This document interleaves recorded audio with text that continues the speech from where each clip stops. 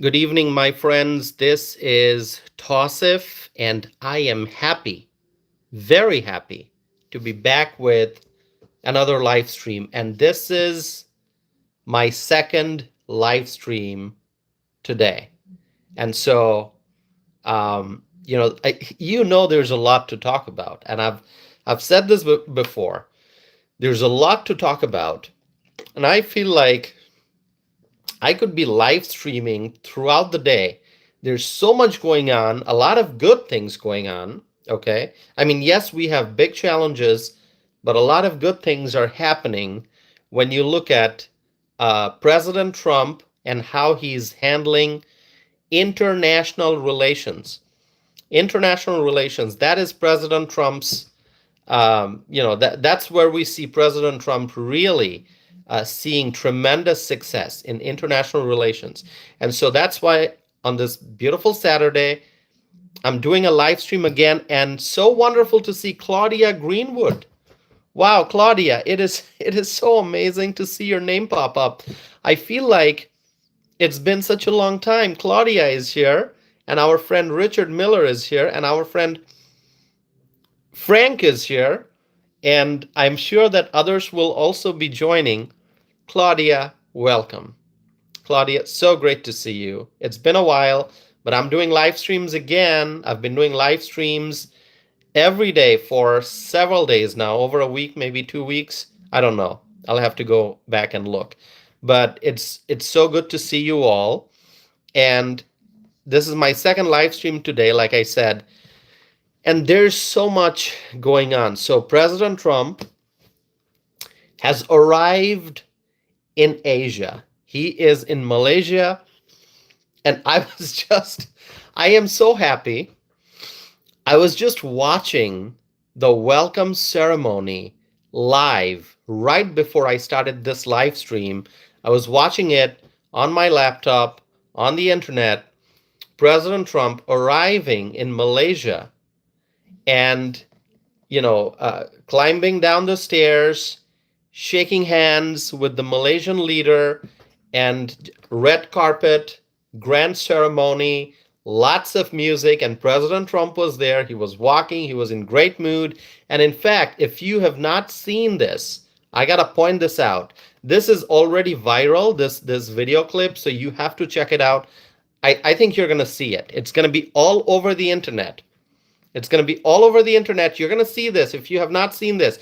President Trump, as he arrived in Malaysia, he got down from the plane and he was walking on the red carpet. He actually stopped by where there was some music performance and there were dancers, and he actually danced.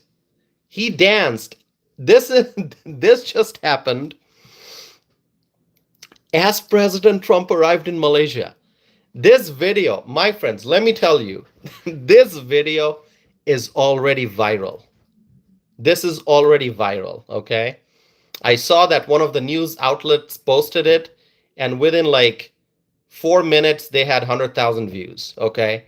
And now they probably have, I don't know. This is viral. This is going to be the highlight. Okay. And the trip has just started. President Trump just arrived. There's going to be so many interesting moments, amazing moments, great things happening during his trip. It's a long trip. He's going to be in Malaysia, then he's going to be in Japan, South Korea. So the trip just got started, and there's already a viral clip of President Trump, happy. He was smiling, he was happy, and there were musicians, playing music and dancing, and he was dancing too. He was dancing, and then at one point he held both the flags, US flag and the Malaysian flag. He was holding the flags, President Trump was.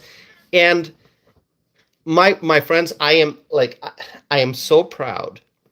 I am so proud to be an American. I am so proud. I'm proud of each and every one of you who voted for Donald Trump. I'm proud of myself that I voted for Donald Trump. And my friends, now more than ever, you realize that we elected the best leader, the greatest leader in the world, okay? Somebody who is strong, somebody who is intelligent, somebody who's full of energy, and most importantly, he is a patriotic person. He is a patriot. He's a patriot, and he's got humor. He's got humor. He's humorous, and he's kind. He's kind. So, my friends, this is truly, truly, truly. I see a comment there, and I love that comment. Whoever's making that comment, Trump 2028, let me tell you, and I'm going to say this once, maybe I'll repeat it, but I'll say this once. You write Trump 2028, I love it. I love it. When you write Trump 2028, my friends, I want you to know how much I love seeing Trump 2028. Okay? I saw that brief welcome ceremony, President Trump exiting the plane, attending that brief ceremony at the airport, and then he got inside his vehicle. And, those few minutes, what a great, I mean, it shows you that all over the world, President Trump is highly, highly respected. And Malaysia is really honored to have President Trump, President Trump and his team visiting Malaysia, and he got such a grand welcome. And this is just the beginning. This was just at the airport. This was a scene at the airport.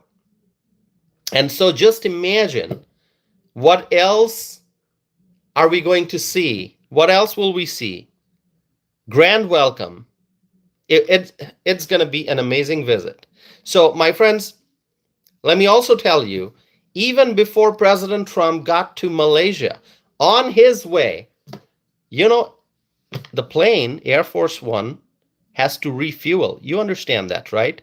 It's a long trip. By the way, we see Edwin is here. Edwin, so good to see you. I'm going to try to greet our friends as they tune in. So if I miss someone, I'm sorry, but I'm going to try to greet our friends as they come in. Okay. So, my friends, let me tell you, on his way during the trip, President Trump's plane, Air Force One, had to refuel. And so where did the plane stop? Do you know? Do you know where the plane stopped for refueling? Can you make a guess? How about I give you like 10 seconds? Is that enough time for you to write where he stopped for refueling? Any idea? Any idea? You should know this. If you've been tracking the updates pertaining to President Trump's trip, you already know this. Let's see. Do you know where he stopped? He stopped, the plane refueled in Qatar. And Qatar, as I've said before, one of our greatest allies. So President Trump, I think the refueling is done at a military base. I think that's where they do it. Correct me if I'm wrong. But anyway, stopped in Qatar. And the Emir of Qatar came and met with President Trump. Okay, I think it was the Emir and who else was? It was the Prime Minister of Qatar and it was the Emir of Qatar. These two leaders met with President Trump as Air Force One stopped to refuel, okay? And my friends, I am very happy with the relationship that we have with Qatar. Qatar has really proven to be one of our greatest allies, and this relationship, the US-Qatar relationship, is very, very strong, and it's going to be strong going forward. Okay, this is a friendship that's going to get stronger and stronger as time goes by. Now, my friends,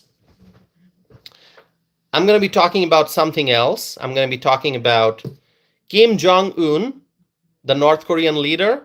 But before I get to that discussion, I have other things to say. So I'm going to continue. Um, so so far it's been great.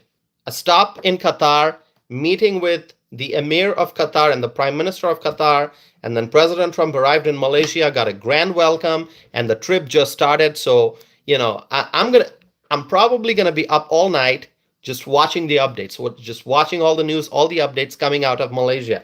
Now, my friends, in Asia, President Trump is going to be meeting with various leaders. That's pretty obvious because President Trump is going to be attending the ASEAN summit, and then he's also going to be attending the APEC summit. And so he's going to have a series of meetings, and there are other leaders from other parts of the world who are going to be there. Now, one of the big meetings that President Trump is going to have during his trip is the meeting with the leader of China, Xi Jinping. Okay, Xi Jinping. And a lot depends on what President Trump and Xi Jinping talk about with regard to trade. Okay, we're going to focus on trade because that's the big topic. When you talk about US-China relationship, we're thinking trade, we're thinking tariffs, we're thinking import and export, we're thinking about, trade deficit, trade surplus, I mean, economics, all right? So this meeting that President Trump is going to have with Xi Jinping, it's going to be extremely important for the future of the US-China relationship. What is the relationship going to look like going into the future? Is it going to be a friendly one? Is it going to be one that's going to be tense? We don't know, but President Trump is the peacemaker. He's the deal maker. He is a very intelligent leader. He understands world trade. He understands business. He understands American priorities. He's putting America first. He wants to make America great again. So President Trump, I have full confidence in his ability to do the right thing, to sign the right deals, to do the negotiations properly, and to say the things he needs to say, to listen to what the other leaders have to say. I think America is in good hands. We have lots of challenges, but we have the right leader who is going to be able to address the challenges and to take America on a path towards greater prosperity. So this meeting that President Trump is going to have with Xi Jinping, very important. We're going to be paying attention. I definitely will be keeping track of everything that's happening, and I'll try to bring to you the important updates and share with you my thoughts, my analysis, okay? So trade and tariffs are going to be big issues to be discussed during that meeting. Now, we have an interesting relationship with China, obviously. We're trading partners, but we're also competitors, okay? So US and China, definitely we're trading partners. No one can deny that. We do a tremendous amount of trade, but we're also competitors, okay? So China, clearly, we understand what China is trying to do. China is trying to become more powerful than the United States, all right? Although we know, and this is a fact, China is struggling. China has many internal issues, many domestic issues that China is dealing with. And so no matter how much they try to become more powerful than the US, the United States is far more powerful. The United States is becoming stronger than ever before. And largely because of the fact that President Trump has truly reinvigorated the American economy, okay? So when Biden was in office, Joe Biden and Kamala, when they were in office, we were going downhill. Our economy was going downhill. Our public safety was going downhill. Our military strength was falling, okay? So we had lots and lots and lots of problems when Joe Biden was in office, when Kamala Harris was in office. But now things have changed, my friends. Things have changed. The military is stronger than ever before. The stock market is doing great. My investor friends know this. Anyone here who's an investor, who's an expert in matters of the stock market? Bree, good to see you, Bree. Our friend Bree is here. Thanks for being here, Bree. So the stock market is doing great, okay? I'm not an expert when it comes to the stock market, but I know there are investors out there. I have friends who are who follow this very closely, who are investors. They understand the everyday things, they understand the different indicators. And I know that those friends of mine, they are feeling optimistic. They're feeling optimistic. You talk to any intelligent investor, they're going to say they're feeling very optimistic. The stock market's doing great. Consumer confidence is high. People feel great about going out and buying stuff. People feel great about, you know, spending because they know. I mean, people stop spending when they have a bad feeling about the economy. When people think, oh, the economy is going downhill, oh, things are going to be bad, things are going to be rough, that's when they stop spending. They hold on to money, okay? But consumer confidence is high. People are out there spending money. The economy is really rolling forward, doing great. You know, things are looking very, very positive. And price, by the way, I got to tell you, prices are coming down. I know that the Democrats, they want to deny this reality. The people on the left, the far left, they say, "Oh, inflation's getting bad." No, prices are coming down. Gas price coming down, definitely cannot be disputed. That's a fact, okay? And I have, from my own observation, I've seen that prices are coming down. Now, given the damage that Biden has done to the economy, it's very hard to recover. But we're getting there. We're doing it. Okay, we are recovering, and I am very optimistic. Now, when you talk about the stock market, I know what the liberals like to do. You know, the stock market goes up and up and up. Dow goes up, Nasdaq goes up, S&P goes up. Everyone's happy, and then for whatever reason, you see a single day drop. Okay, you wake up in the morning, you see, okay, the Dow's in the negative. All right, it's in the red.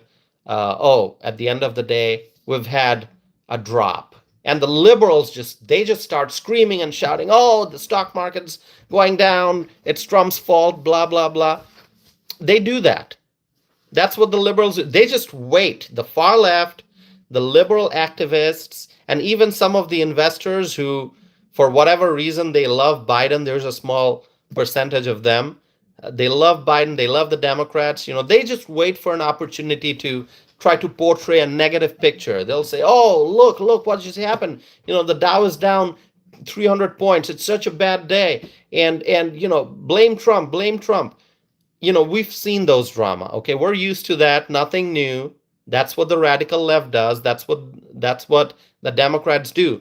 But overall, you got to look at the trends. The stock market's doing great. Consumer confidence is high, like I told you. And there are people out there who are just looking for a reason to complain. If somebody wants to complain because they want to complain, there's nothing you can do to make them happy. No matter what you do, no matter what you do, they are going to find a reason to complain. And there are those folks out there. So no matter how great the economy is, they're going to find something to complain about. You cannot make them happy, all right? They get the slightest reason, they'll start complaining. But in reality, everything's going in the right direction. America is becoming stronger. And you know what? China knows that. China knows that the American economy, the American military is becoming stronger and will continue being stronger and stronger and stronger as time goes by. And so when Donald Trump and Xi Jinping meet, when they have a meeting, you know, I would be very curious to find out, you know, what they talk about. Okay, I would be very curious to get an update on their talks. Okay, and you know, we will wait for the press statements. We're going to hear from the press statements. I don't know if there'll be a news conference, if Xi Jinping and President Trump, when they meet, are they going to open it up to the media? Are they going to answer questions? I don't know.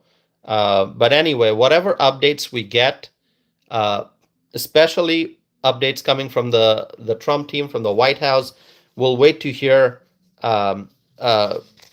more information about that, okay? But there's something else I want to talk about, which is why I'm doing this live stream. I want to talk about North Korea. I want to talk about Kim Jong-un, the leader of North Korea. And Kim Jong-un's name has come up recently, okay, during this trip. And let me just say, I have a question here. Do you think that President Trump should meet with North Korean leader Kim Jong-un? You can answer that question, but you can also just let me know in the live chat. Why don't you let me know in the live chat? Do you think President Trump should meet with North Korean leader Kim Jong-un? If you say yes, just write yes in the live chat. If it's a no, it's a no. Frank is giving me the thumbs up. All right, Frank, you think the meeting should happen? Marcos is saying yes. Anyone else saying yes? Somebody else is saying yes. I'm trying to read your screen names here. Salerno is saying yes. Noel is saying yes. Shockwave is saying yes. Who else? 2 is saying yes. Bree is saying yes. Chris is saying yes. Lots of people saying yes. All right. Brandy is saying God bless you. Thank you, Brandy. Thank you so much. God bless you as well. Thank you. I appreciate your prayers and good wishes, my friends. Brandy is saying God bless you. Thanks so much, Brandy. I appreciate that. Anyone else saying yes? Okay, I see a few no. Let's see. Okay, some folks are saying no. All right, mixed views. That's all right. Tangerine is here. Our friend Tangerine is saying yes. Anyone else? The question is, do you think that President Trump should meet with North Korean leader Kim Jong-un? And I'm going to talk about their previous meetings in just a minute, but I want to get some information, some thoughts from you all, whether or not you think it's going to be yes. Okay, Notorious is saying yes. Frank has said yes. David is saying yes, 100%. All right. Thank you, David. Let us see.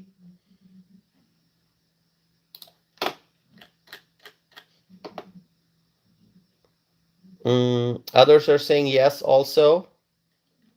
All right. I think a lot of people have said yes, which is great. Okay. So now let me just share with you a little bit of history. Remember, and let me know if you do remember or you don't.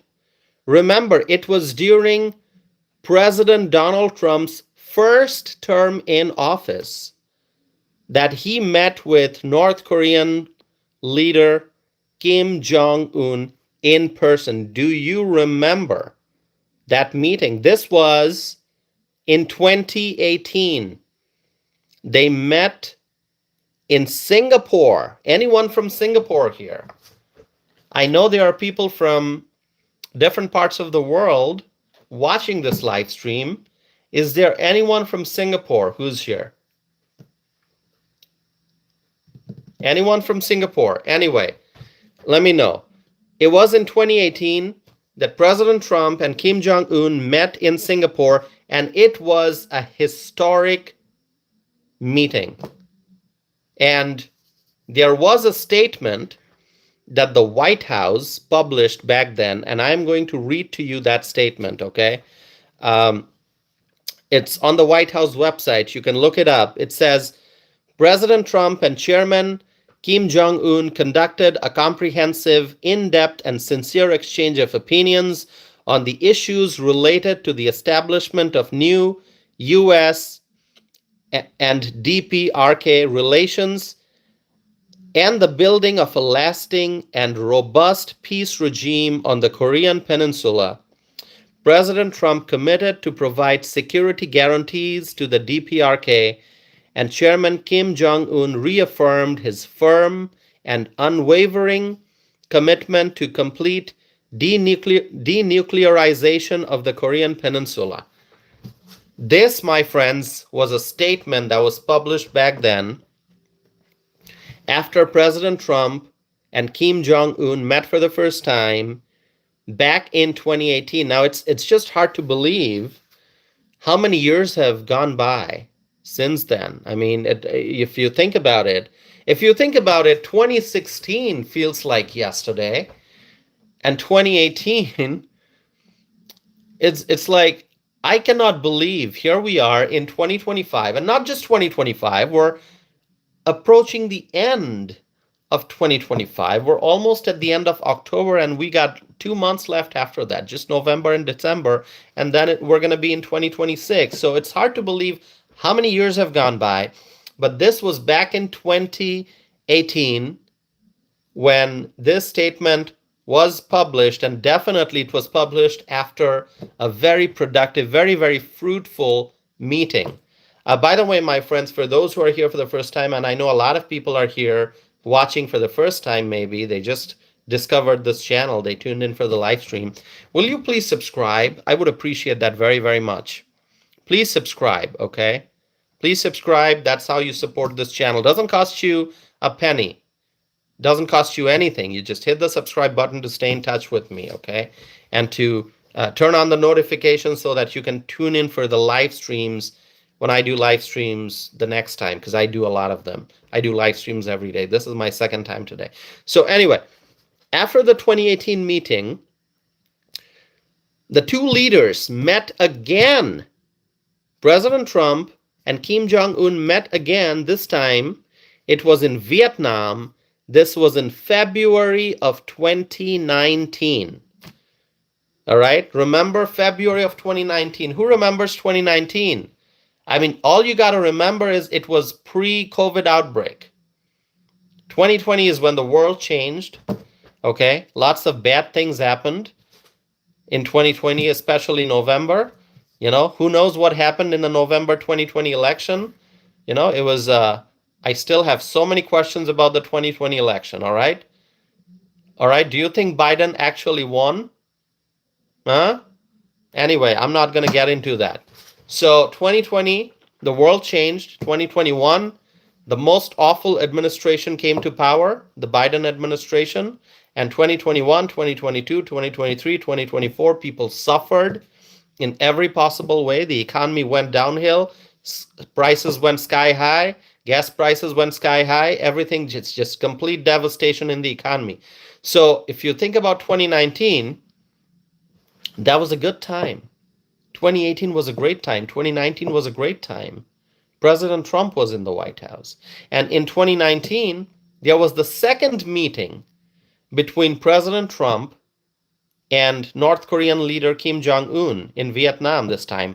And after that, something truly historic, something truly remarkable happened. Do you remember what happened in June of 2019? I'm giving you a clue. Any idea what happened in June of 2019? How about I pause for a little bit? You tell me what happened in June of 2019. Tell me. Yeah, something historic. I know that because I just mentioned it, but what was it? What happened in June of 2019? Sean? Or is it Sean? No, it's not Sean. Oh, Sean probably. I don't know what Sean is trying to say. I think it's Red. Red is saying Trump crossed the North Korea line. Exactly. Exactly. President Trump and Kim Jong-un met again. This time they met in the DMZ, which is the demilitarized zone between North and South Korea. And we witnessed something historic, which I can never forget.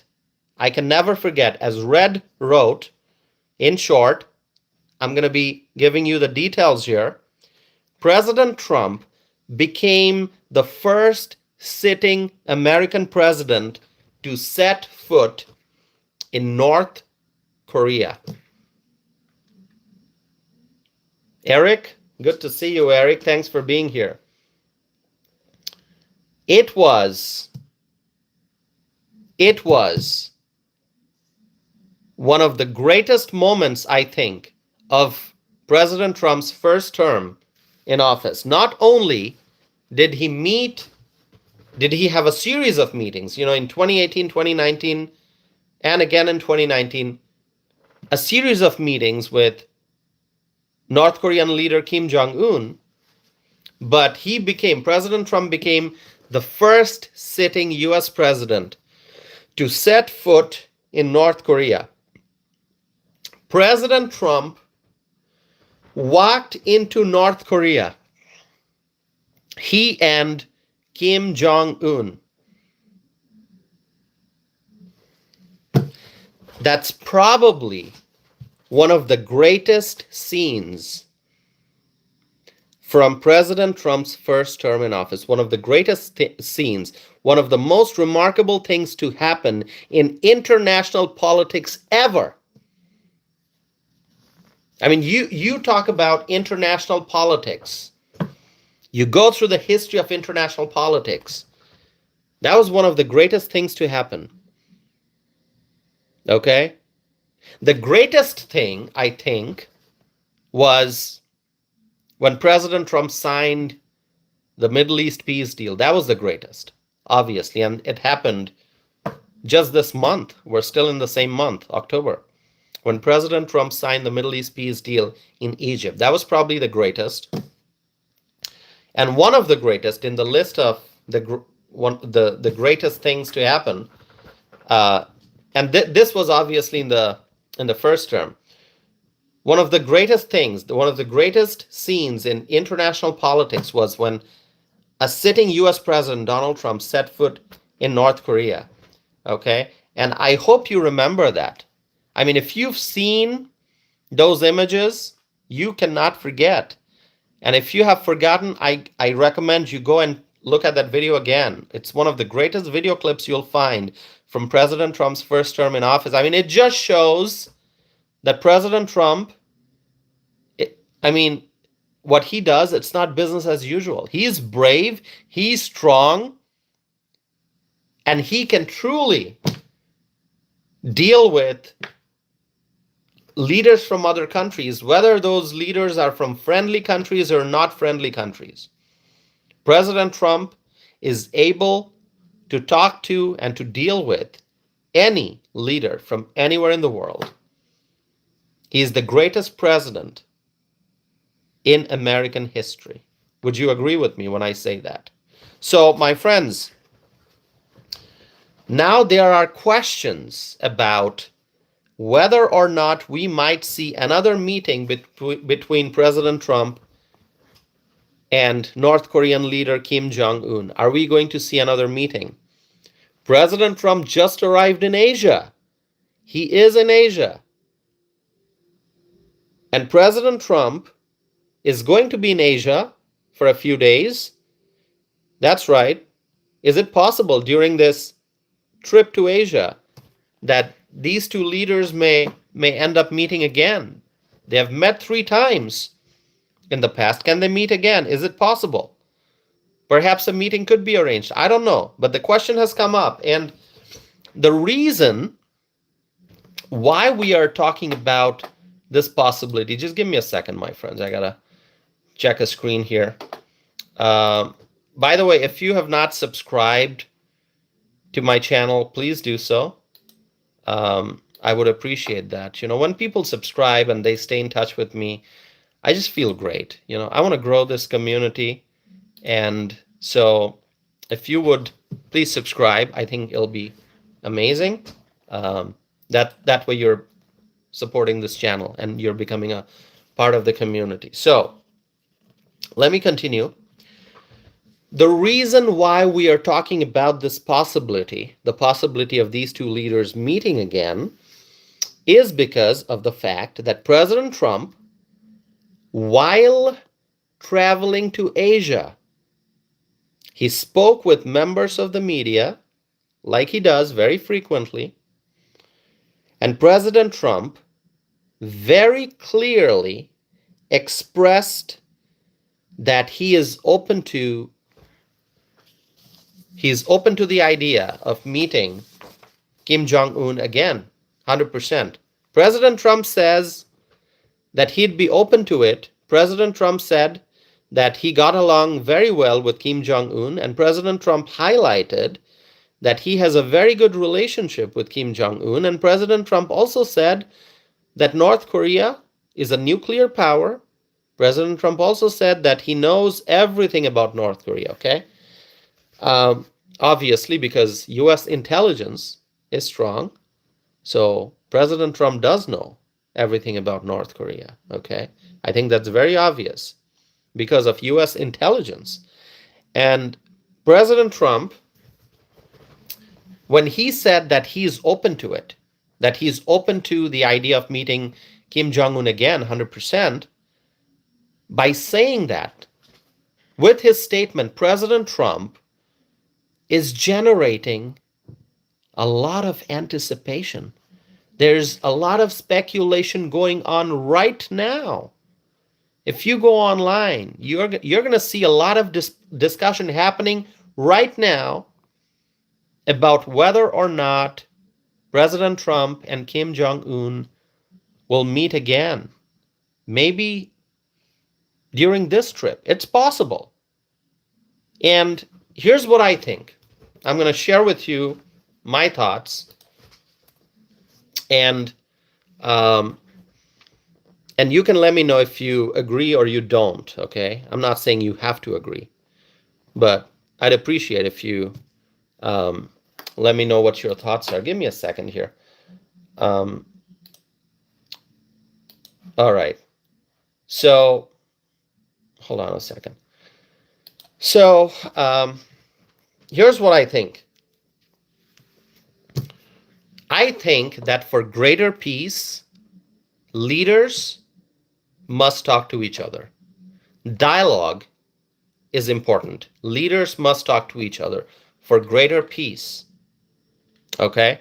And I think President Trump clearly understands that. He understands the importance of dialogue. He understands the importance of meeting in person and having a conversation. And look how many leaders President Trump hosted in the White House. Leaders from all over the world who came to meet President Trump face to face in person. Asian leaders, African leaders, European leaders, the Australian leader was there. And because this is a president who believes in getting things done, who believes in achieving world peace, okay? I mean, people have talked about world peace for decades, right? If not more. World peace, world peace. I mean, just look at the last century, the last 100 years. There were so many wars, so many conflicts in so many different parts of the world, so many countries involved, so many groups involved in armed conflict and battles and wars and so on and so forth. And people have talked about world peace. How can we achieve world peace? How can we have greater peace and prosperity around the world? And President Trump is actually showing everyone that it is possible. It can be achieved with the proper leadership, with the proper diplomacy. It is possible, okay?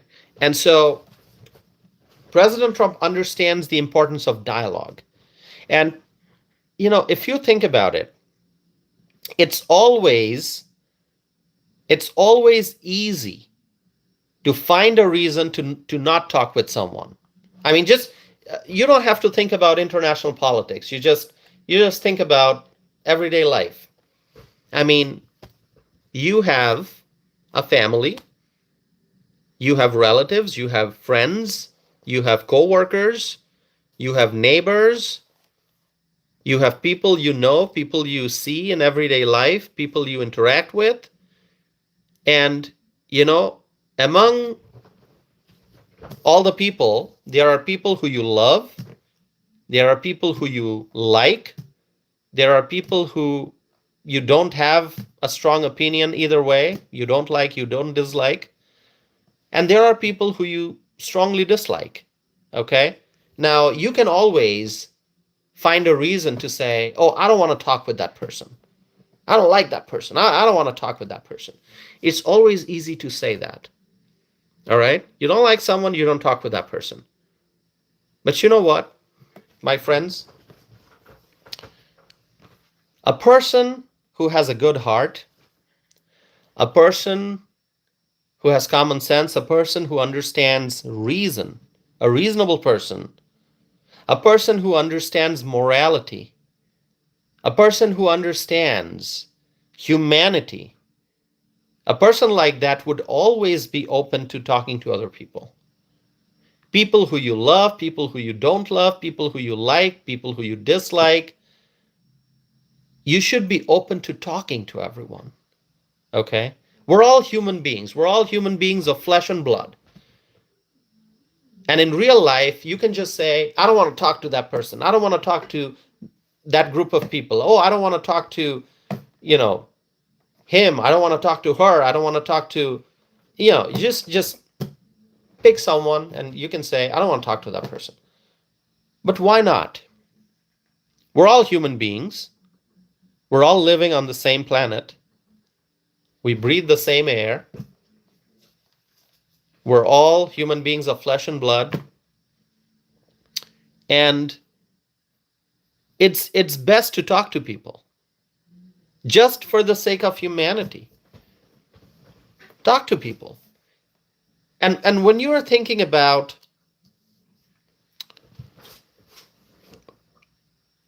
international politics, when you're thinking about, now I'm moving away from our personal circle to international politics.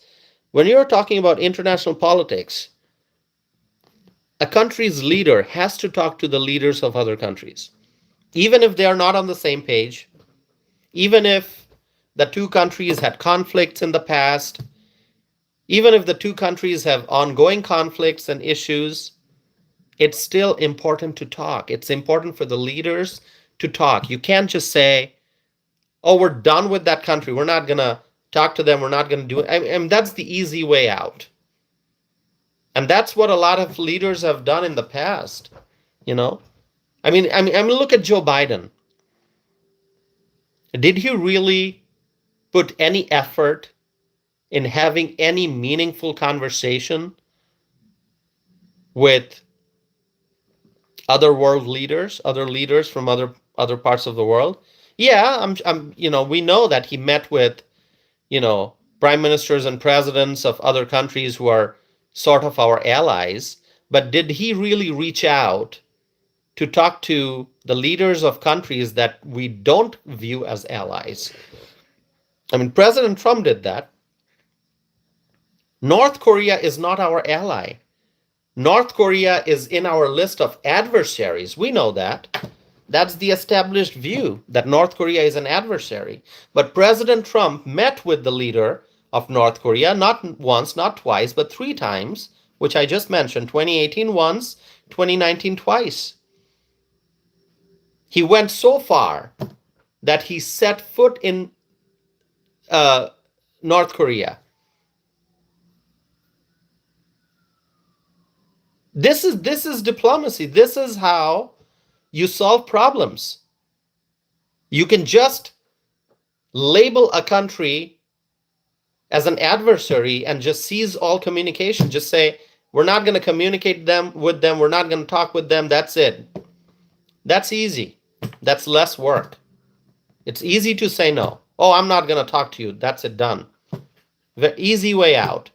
But what's more difficult is to talk to the adversaries, to listen to what they have to say, to try to study them. Really, I mean, you get to know a person when you talk to a person, and you get to know a person better when you actually meet a person face to face.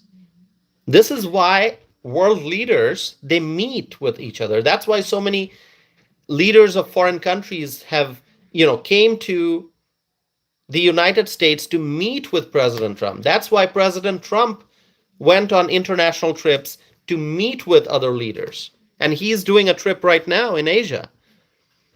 When you shake hand, when you look at a person face to face, when you look into their eyes, when you study their expression, that makes negotiation far more productive.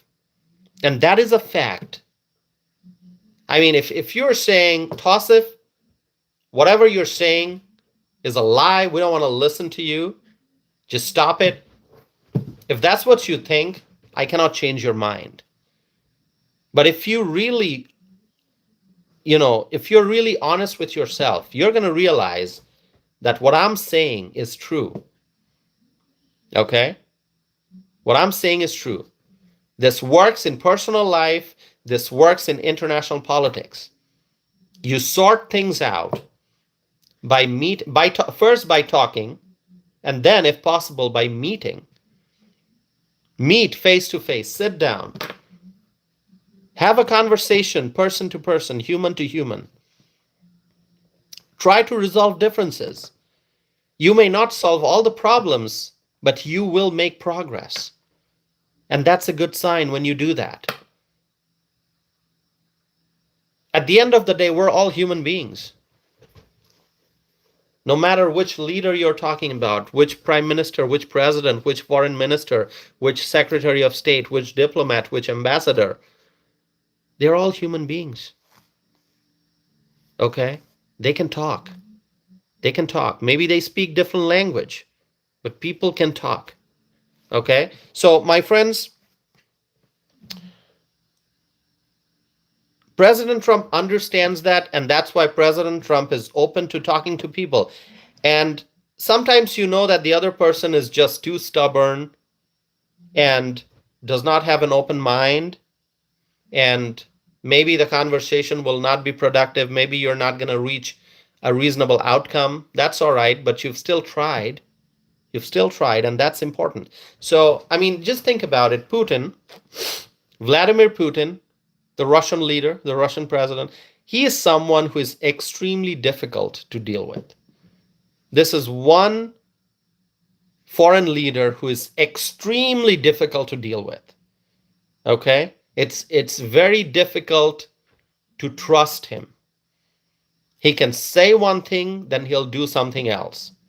You cannot trust him. But look, President Trump still met with Putin in Alaska on US soil. They had a meeting. They talked to each other. They shook each other's hands. So President Trump, he's trying his best to do what is good for America and to also do what is good for the whole world.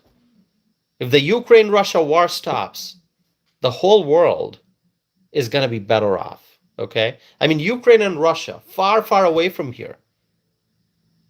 Why do we care? Because President Trump wants to bring about peace in the world. He wants wars to stop. He wants bloodshed to stop. He wants to have peace and prosperity. He wants to save lives. Anyway, Putin, very difficult to deal with, but he's not the topic today. We're going to talk about Kim Jong-un. President Trump had great meetings with Kim Jong-un in the past. And if you ask me, I hope that they meet again. Okay? I hope that they meet again. And who knows? They may end up meeting during this trip. It may happen. It's quite possible, I think. I'm not going to say it's definitely going to happen, but it can happen. Would you like to see that? Would you like to see a meeting between President Trump and North Korean leader Kim Jong-un during this trip over the next few days?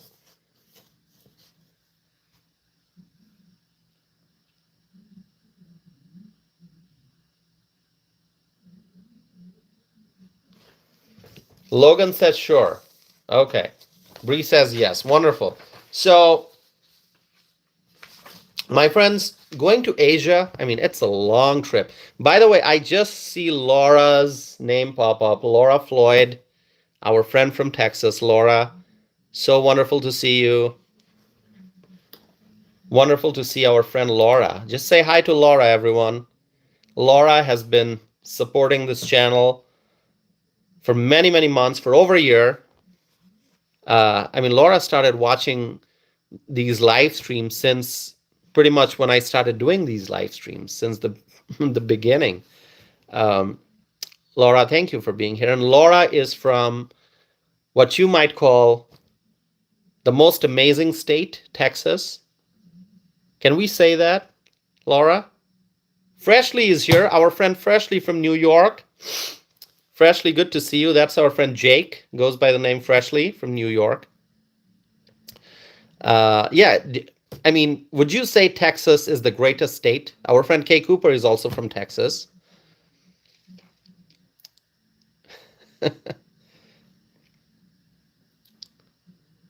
I mean, we got another really amazing state, Florida. People love Florida. Our friend Frank is from Florida. Both are great, right? Both are great. But is Texas more special? I don't know. We're going to have a debate one of these days, right? Texas has a special place, I think, in people's heart, always.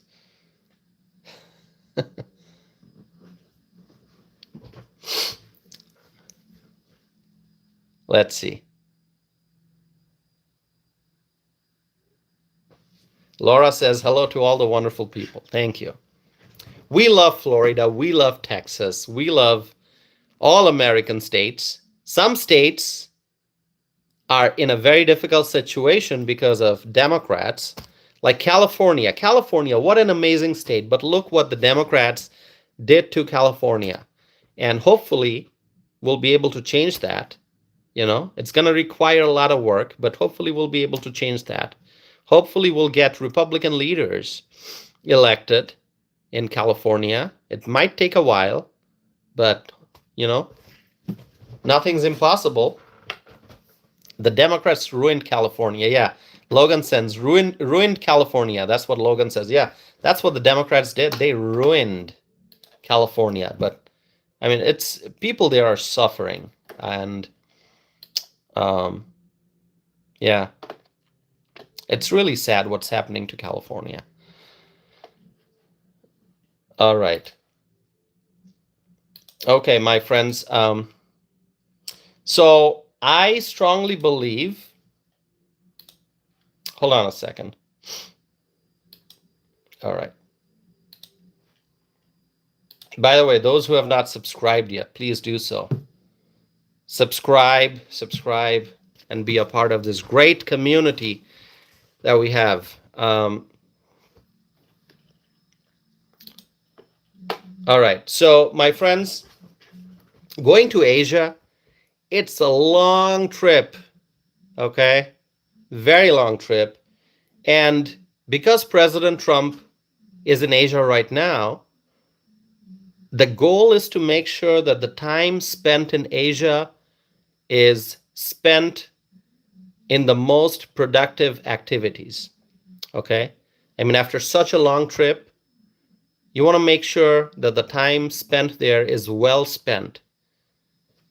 And I think a meeting with Kim Jong-un would be a good idea, okay? Once again, I don't know if it's going to happen. But because the question has come up, that's why I'm talking about it. And because President Trump has said that he's open to the idea, 100%, he said 100% he's open. So I think it can be accomplished. It's been many years. 2018, 2019, here we are in 2025, towards the end. So I think it would be productive, and for the purpose of world peace, I think it'll be beneficial. North Korea is an adversary, but we should not stop talking to adversaries. We have to talk to adversaries. And because President Trump has met with Kim Jong-un before, I think a meeting during this trip would be useful. Okay. All right. So those are my thoughts, really. And I'm happy to answer questions. If you have questions, happy to answer questions, my friends. By the way, let me tell you, I'm I'm going to be up and watching the news all night. So this is what's interesting about this trip. Because President Trump went to Asia, Asia has a significant time difference with us. So let me just tell you, in Malaysia, the time right now is 11:29 a.m. in the morning, 11:29. And in Wisconsin, where I am, it's 10:29 p.m. If you are in the Eastern time zone, if you are in Washington, D.C., if you are in New York, so, you know, Freshly, our friend Jake is in New York. Claudia, you are in North Carolina. Correct me if I'm wrong. And we got Frank in Florida. So if you are in the Eastern time zone, like some of our friends, then it's already 11:30 p.m. where you are, okay? It's 11:30 p.m. in 11:30 p.m. in New York and in the Eastern time zone, and it's 11:30 a.m. in Malaysia, so it's a 12-hour time difference. So what that means is when it's daytime there, it's nighttime here. And so if you really want to catch all the updates coming out of Malaysia live, you're going to have to stay up all night. I mean, that's how it works. 12 hours time difference. It's huge. Okay? And I know about the big time difference because I am originally from Asia. I'm from Bangladesh. I was born and raised in the city of Dhaka, which is a very, very populated city. It's the capital of Bangladesh. So that's where I was born and raised. And so I'm very, very aware of this time difference. Being from South Asia myself originally. So Freshly is saying Tausif tells the truth. Thank you, Freshly. Thank you so much. Yeah. Freshly says, let's get to 15K. Yeah, 15K subscribers. Wouldn't that be great? Freshly, you got to ask the folks who are watching who have not subscribed yet. Just tell them, as you just did, subscribe. Claudia says, I'm a Tausif supporter. Thank you, Claudia. Thank you. Your kind words give me so much of encouragement. I'm truly blessed to have amazing friends like you. You are all wonderful friends. You are all wonderful friends. I'm truly blessed, truly fortunate, truly blessed to have such great friends in my life. All right, let's see. By the way, we crossed 14,800 subscriber mark. 14,800. So we're like 200 more subscribers. We'll get to 15,000, and that's going to be amazing. It's still a small channel, but you know what? We have seen tremendous growth, and we're growing. We're growing pretty fast. Bree says, Bree is your friend too, Tausif. Absolutely, Bree. I know. Our friend Bree from Michigan. You're a great friend, Bree. Mary says, thank you. You seem like a knowledgeable and nice man. Thank you, Mary. Thank you. Thank you so very much. I'm truly, you know, when I say this, I mean every word. I'm really fortunate, truly blessed to have such a wonderful community. And I know I do get a lot of negative comments here. That's all right. I guess that's part of live streaming. You're going to get a lot of negative comments. No matter what you say, you're going to get some negative comments. And, you know, that's fine. That's fine. It's what it is. All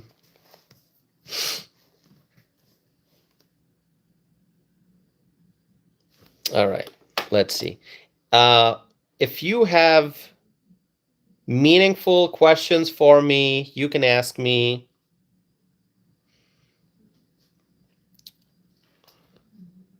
If you have meaningful questions, please ask me. Let's see.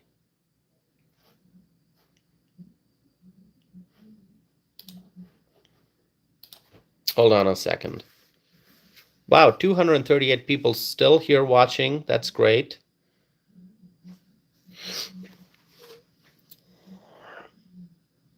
Logan is asking, what's your thoughts on Mamdani? Well, I actually did a live stream just in the last couple of days on Mamdani. That guy is a communist. Zoran Mamdani is a communist. If he is elected mayor of New York City, which, it seems like he's going to be the mayor, I mean, I don't think much will change. Um, um, New York City is going to be in very big trouble if Mamdani becomes the mayor.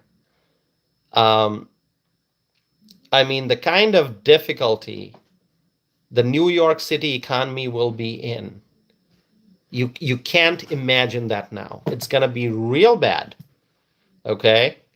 I don't think, so here's what I'll tell you.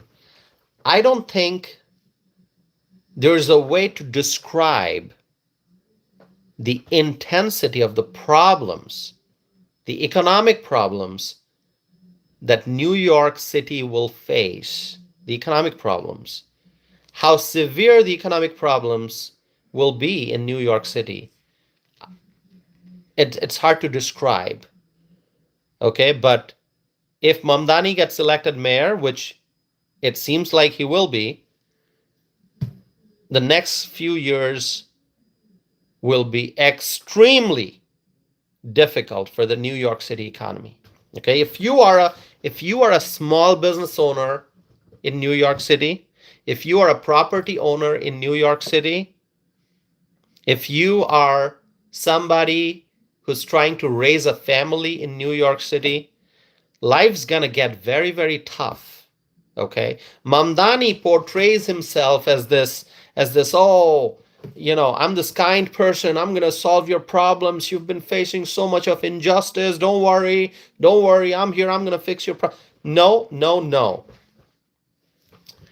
Mamdani's policies, the policies that he's proposing, if he truly implements those policies, the New York economy will be devastated. Okay? I mean, this guy, I'm not going to go through the whole list. This guy wants to have government-run grocery stores. On one hand, he wants to have government-run grocery stores. On the other hand, this guy pretends to be a friend of the immigrant community. Do you know how many grocery stores in New York City are owned and operated by legal immigrants? Legal ones. I'm not talking about the illegals. The illegal aliens, we're gonna deport them. The Trump administration will. We're talking about the legal immigrants, people who come here, they work hard, they pay taxes, they follow the law. We're talking about them. A lot of grocery stores in New York City are owned and operated by legal immigrants. Okay? And when Mamdani, if he does what he's saying he's going to do, if he truly establishes government-run grocery stores, those immigrant-run grocery stores will be devastated. Their businesses will face tremendous losses. Okay? It's going to totally destroy the grocery store business. And a lot of hardworking legal immigrants will be hurt in the process. Financially, economically, they'll face tremendous disadvantages. And so if you are an Italian American and you're running a grocery store, a small grocery store in New York City, if you are a Polish American, if you are a German American, if you are an Indian American, if you are a Bangladeshi American, if you're a Pakistani American, if you're a Korean American, okay, if you came to the United States as an immigrant from Italy, from Pakistan, from India, from Bangladesh, from Germany, from Poland, from Korea, from other countries, the list is long, and you came to the United States to pursue the American dream, if you started a grocery store business with your hard work and you're providing excellent products and services to the people, and you're making a profit, and you're employing workers, you're creating jobs, you're contributing to the growth and success of our country, Zoran Mamdani is going to destroy all that, because he is going to directly, as he said, he's going to set up government-run grocery stores, which will basically make the private grocery stores go out of business. And then what? So this guy who says that, he pretends to be a friend of the immigrant community. Immigrant communities are going to be very severely in loss. They are going to face tremendous losses. They are going to be financially devastated if Zoran Mamdani becomes the mayor of New York City. Okay? Now, does that make sense? Is there any confusion? Is there something that I said that you don't understand? This guy is literally, with his policies, he's going to make the private grocery stores go out of business. Do you agree with my analysis? Bree says, I agree. I mean, Bree, you are from, you're not far from Detroit, right? If I remember correctly. Bree, please remind me. I know you're in Michigan. I know that very well. Claudia says, I agree with Tassif. Scott says, I agree.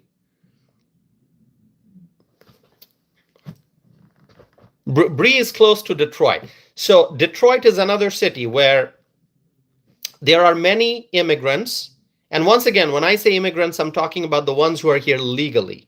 Okay? Because as I said, the illegal immigrants are going to be deported. So we're not talking about them here. We're talking about the legal immigrants. They're in Detroit. I mean, Detroit is a diverse place. There are lots of immigrant-run businesses. Okay? So if somebody like Zoran Mamdani comes to Detroit and says, I'm going to have government-run grocery stores, then Detroit's going to be devastated, the immigrant community. But Zoran Mamdani is doing that to New York City, okay? So, Bree, you understand my logic, right? Because if you're in Detroit, you see the immigrant community. They own many stores, they own grocery stores, they own restaurants. And, many immigrants come here, they work really hard, okay? They work really hard. And those are the immigrants we want. We want the legal immigrants. We are pro-immigration when immigration is done legally. Very clear, very simple.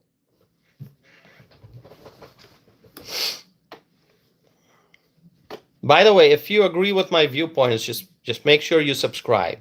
So, so on that note, I must also add, when Zoran Mamdani pretends to be a friend of the immigrant community, he is not a friend of the legal immigrants. Zoran Mamdani is a friend of the illegal aliens. Okay? You got to understand this difference. If communist policies are implemented in New York City, the hardworking legal immigrants are going to be severely adversely impacted. So Zoran Mamdani, what he is really doing when he pretends to be pro-immigrant, he is pro-illegal alien, because he is likely going to keep the city of New York a sanctuary city. His administration, if he gets elected, his administration is not likely to cooperate with the Trump administration. That means, just like you see some of the other Democrat far-left radical mayors, left-wing mayors, they resist ICE. They resist immigration enforcement. So things are going to be very, very bad for New York City. And it's shocking to see that New York City is on the verge of electing a communist, radical left communist mayor. I just can't believe this. It's hard to believe.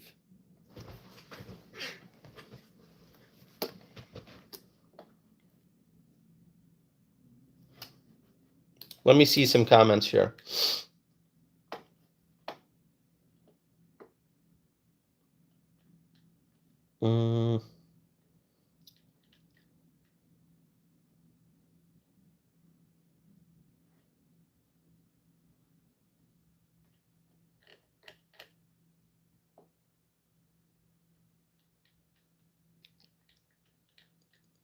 Let's see.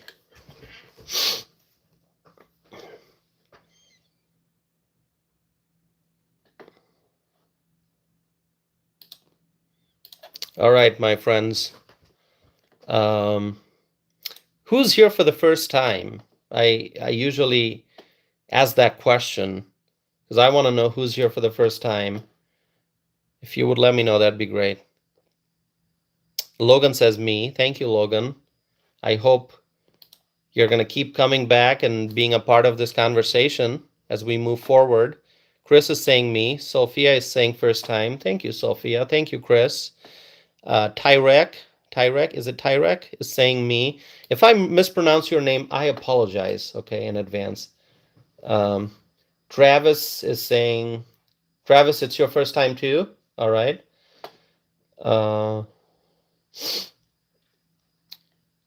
Okay. Chris is saying, good job, sir. Thank you, Chris. Appreciate the support. Candace is saying, first time, like your hat. Thank you, Candace.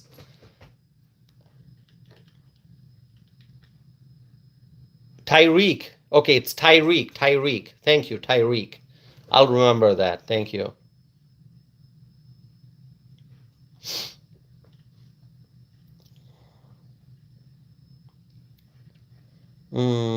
Crispy. Okay, Crispy says me. Okay, so Crispy is here for the first time also. Claudia says we love the hat. I love it. This is a patriotic hat. You gotta love it. If you love America, you love this hat. Orlando says first time. Wonderful. Thanks, Orlando.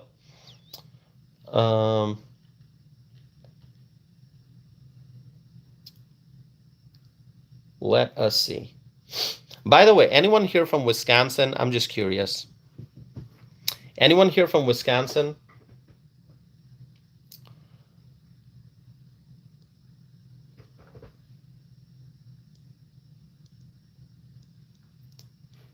I'm just curious. I know our friend Rachel is from Wisconsin, but I have not seen Rachel's name here today, so I don't know if she's here. Sophia is from Nebraska. Thank you, Sophia, for letting us know. Others, if you want to let me know where you're from, that'd be great. Chris is from Nebraska. So we got Sophia, we got Chris from Nebraska. Logan is from Rhode Island. Logan. Thank you, Logan. Freshly, we know our friend Jake from New York City. There's another viewer. I can't pronounce your name. It starts with a V. You're saying you are from Maryland. Okay. Scott is from Great Britain. Scott, wonderful. Great Britain is our ally. So good to see you, Scott. Okay, we got a viewer from Arkansas. I can't pronounce your first name. Can I call you Jay? Is Jay okay? Or you can tell me how to pronounce it. Is it Jeff? Is from Arkansas. Crispy is from Florida. Okay, great. We got our friend Frank is also from Florida. Frank, are you watching still? Okay. Oh, Frank's here. Yeah, Frank's right here. Candace is asking, where are you? I am in Wisconsin. Okay, Salerno is from New Jersey. New Jersey has got an election coming up, the gubernatorial. Who's going to win? Who's going to win? Hopefully not Mikey Sherrill.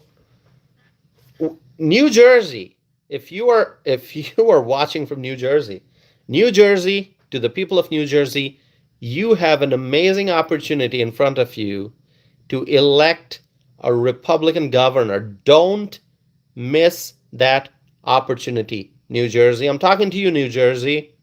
All right. Good to see one of our friends from New Jersey here. Um, let's see. Who else?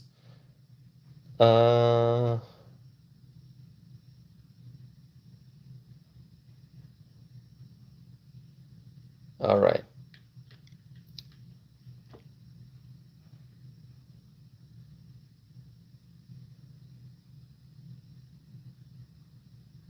Okay.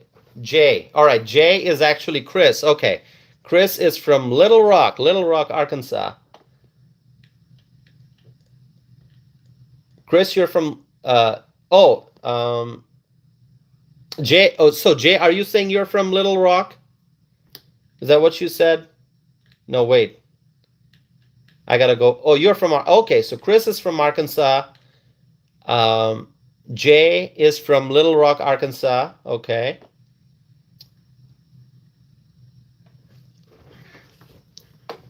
We got friends from Arkansas here. We got friends from Florida, from Nebraska, from North Carolina, New York City, Florida. Deanna is from Louisiana. Thank you, Deanna. Louisiana is a great state. By the way, I think just because Louisiana came up, Deanna, thanks for being here. I think Mike Johnson from Louisiana, our Speaker of the House, he's doing a great job. Don't you think so? Would you say Mike Johnson, Speaker Johnson, doing a great job? I think so. Oh, Charlotte is from Louisiana too. Candace is from South Carolina. Candace says yes. Yeah, I think Mike Johnson is doing a great job. It is not easy to be the Speaker of the House, okay? I mean, it's a very, very powerful position, but it's so difficult to be the Speaker of the House. There are certain unique challenges that comes with that position. And when there's a slim majority in the House, it's very difficult. Okay, in the House, you got so many people, hundreds of people, and it's hard to get everyone, like all the, like even within a party, like you look at the Republican caucus in the House. There are many differing opinions. Not all Republicans think the same way. So whenever there's a legislation that's going to be voted on, there may be differing views among the Republicans. So a speaker's job is very difficult, to try to resolve all the differences, to try to find common ground and compromise, and to negotiate. It's tough, okay? Just doing it within one's own party. And then obviously you have to deal with the other side too. Like Mike Johnson, he's trying to keep the Republicans in the House united, but then he's also having to deal with the Democrats in the House. It's a tough job, okay? So I know that a lot of people, they try to find flaws with the speaker. They'll try to criticize the speaker. Oh, the speaker is not doing this. Oh, the speaker is not doing that. Or, he could have done this differently. It's easy to say that. But once you are the speaker, once you are in that position, you realize, like, this is major responsibility. It's very difficult. It's not easy to do the day-to-day business of a speaker. So I give Mike Johnson a lot of credit. I think he's doing a great job. He is a patriot. He's got a great heart. He's a real American, a man of faith. He's doing a great job. So, I saw Deanna mentioned Louisiana. Deanna is from Louisiana. So that just brought to my mind the thought of Speaker Mike Johnson, who is also from Louisiana. So, yeah. All right, my friends. So that's all I have for now. I appreciate you all being here. If you have not subscribed, my friends, please do that. Please do that. Subscribe and stay connected. And I'm going to be doing more live streams So hopefully you'll tune in for future live streams. Thank you, my friends. Thank you so very much. I'm very excited about President Trump's trip to Asia. As soon as I end this live stream, I'm going to go and watch TV, watch all the news updates, and I hope and pray that this becomes a great trip. I think it is going to be a great trip, and President Trump truly showing the world that America is back, America is in charge, America is the leader, and America is becoming stronger than ever before. And with American leadership, I think there's going to be peace around the world. Okay. So, my friends, thank you so very much for tuning in, for watching this. I appreciate you all once again. If you have not subscribed, please do so. You are all wonderful. May God bless you all. May God bless President Donald J. Trump. May God bless the Trump administration. May God bless the Republicans in Washington. May God bless the United States of America. May God bless our U.S. allies. And may God bless freedom-loving people all over the world. Thank you, my friends. Have a wonderful night. And remember, together, we will make America great again. Have a great night, my friends, and I'm going to be back again very soon. Thank you.